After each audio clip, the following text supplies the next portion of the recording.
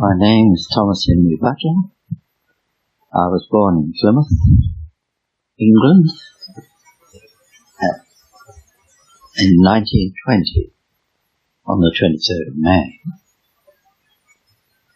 My father was a South African.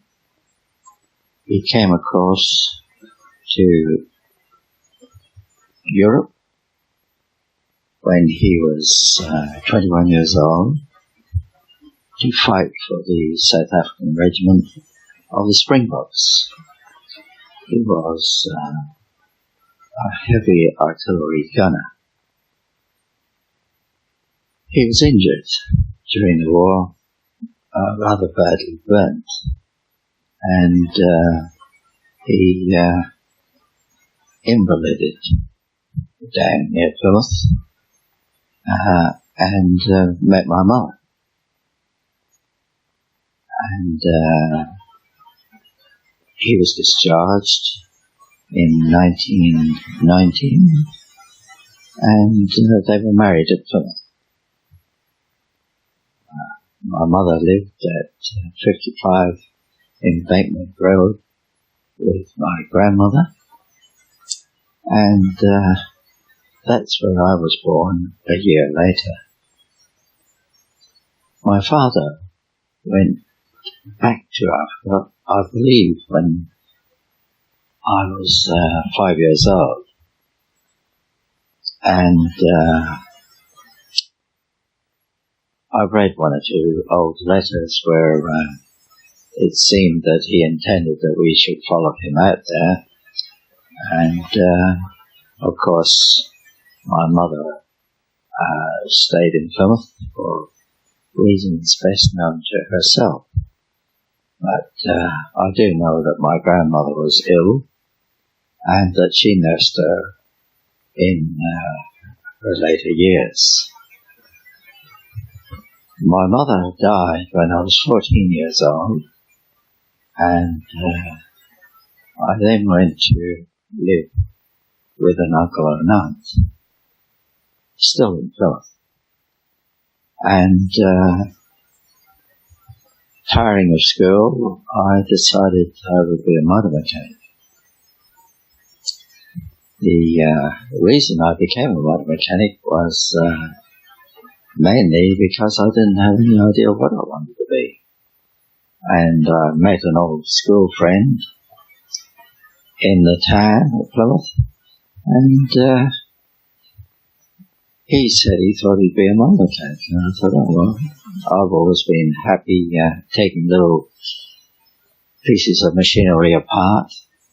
I used to strip my bicycle and its 3-speed gear and all that sort of thing, put all the parts back together again, and anything else mechanical that I could lay my hands on.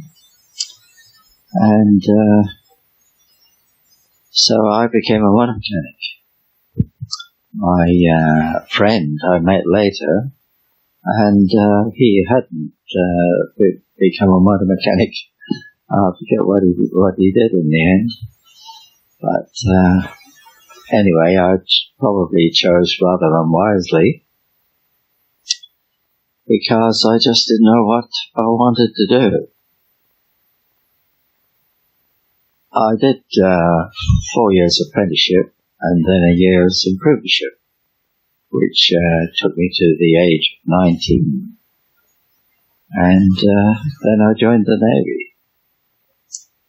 The way I joined the Navy, the Royal Navy, was rather odd. I went down to the recruiting office. I was rather keen to join the Army because my friends, or my teenage mates, were in the Army. They were slightly older than me, and they'd been called up. So I volunteered. I didn't wait till I would have been called up at the age of 20. I went down to the recruiting office to join the Army. And of course this was in the Plymouth Public Library, which was quite a large building. And I went inside the Army recruiting officer, and this was in 1940, April. And of course the war had been going on for, since 1939, September 39, and not much had been happening in France.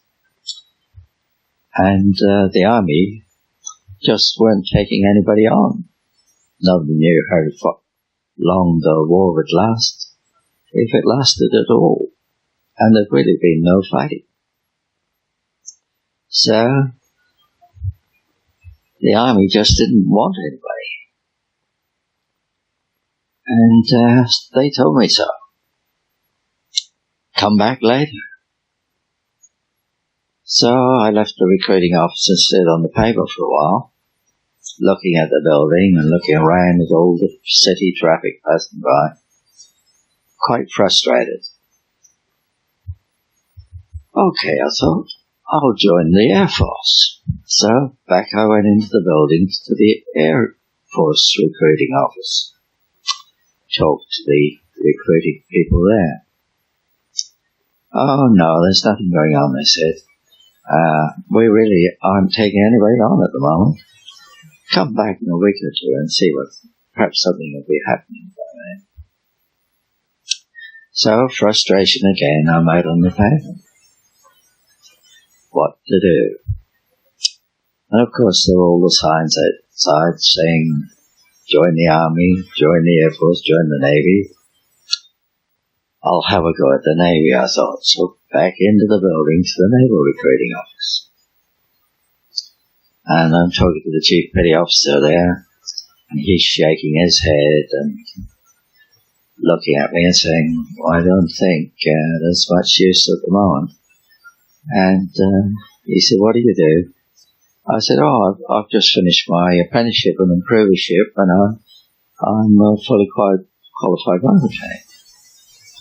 He said, motor mechanic? He said, wait a minute, I think there's a signal here somewhere. And he had a heap of papers on his desk, which he stirred around with his hands and flourished and brandished this piece of paper and said, yes, motor mechanics, we get as many as we can. He said, come back on Monday and we'll give you your medical and you'll be in. So I joined the Royal Navy on the 29th of April 1940 and was taken into HMS Drake, which was the name of the shore base at Plymouth, and was in a district of Plymouth which was called Devonport. And it was there that I saw HMS Exeter, which had just returned from the Battle of the River Plate. It was lying alongside in the harbour there, and I saw what modern naval guns could do to quite a strong fighting ship. The guns were at all sorts of angles, and there were some terribly jagged hulls in the sides. And Exeter was a cruiser, of course, and quite a large fighting ship. I remember the parade ground there, which was quite a large area with buildings all around it. And there was a fellow who, a naval rating, who had broken some sort of regulation or other and was being punished. And he was being made to run around the parade ground. He had a pack on his back which was full of bricks or some sort of weights, and every so many meters or so he'd fall flat on his face, and he was being followed by a petty officer who was yelling at him and calling him all the names under the sun and telling him to get up and run. And so the poor fellow was getting up to his feet and staggering along so far again and falling on his face. And so I watched it for a while and then went on my way. It was there that I started to smoke. I'd never smoked in my life. I was, a month under 20 years old, and with our uniform that was issued to us, we were issued tobacco and cigarettes and papers to make cigarettes, and a machine to roll the cigarettes, and I'm not sure whether they gave us matches or not. Anyway, like a silly fool, I started smoking like most of the other blokes did. And, of course, smoked quite a lot during the war. The cigarettes were very cheap, duty-free on the ships. And, of course, we could buy 100 or 500 at a time. And